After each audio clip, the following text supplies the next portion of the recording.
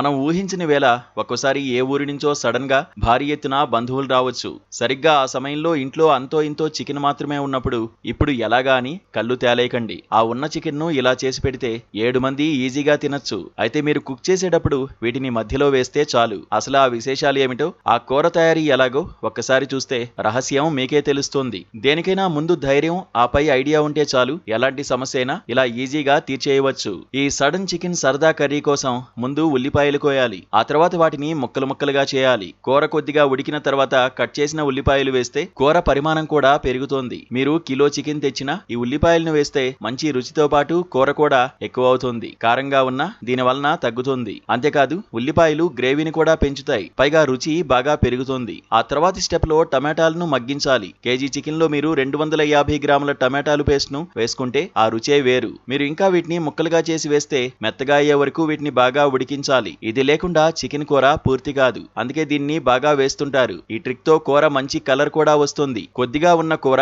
ఎక్కువ అవుతుంది. ఇక్కడితో అయిపోలేదు. ఇప్పుడు తెలివిగా కొబ్బరి పేస్ట్ లేదా కొబ్బరి పాలు రెడీ చేసుకోవాలి. కోడి మాంసం ఉడికేటప్పుడు మీరు కొద్దిగా కొబ్బరి పేస్ట్ లేదా కొబ్బరి పాలు వేస్తే పాతకాలం టేస్ట్ వస్తుంది. అయితే కూర మధ్యలో వేస్తే మంచిగా ఉంటుంది. ఇంకా మీరు కేజీ కూర తెచ్చినా కూడా 2 కేజీల కూర అవుతుంది. చికెన్ కూర గిన్నె ఫుల్ గా ఉన్నట్లు కనిపిస్తుంది. ఇంకా విషయం అయిపోలేదు. ఇప్పుడు ఆ కూరలో బంగాళాదుంపలు వేయాలి. 2 పెద్ద బంగాళాదుంపలను తీసుకుని వాటిని ఉడకబెట్టి ఆ పేస్ట్ ను చికెన్ ఉడికేటప్పుడు వేస్తే కూర ఇంకా ఎక్కువ అవుతుంది. ఇలా కాకపోతే ఉడికిన తర్వాత దీన్ని వేసినా కూడా గ్రేవీ వస్తుంది. ఇది వేశాక లూజ్ గా ఉన్న కూర గట్టిగా అవుతుంది. పోషకాలు కూడా అందుతాయి. కాబట్టి ఈసారి మీరు కూర చేసేటప్పుడు ఈ విధానాన్ని పాటించి కోడి కూరను భారీగా పెంచి అందరి కడుపు నింపవచ్చు.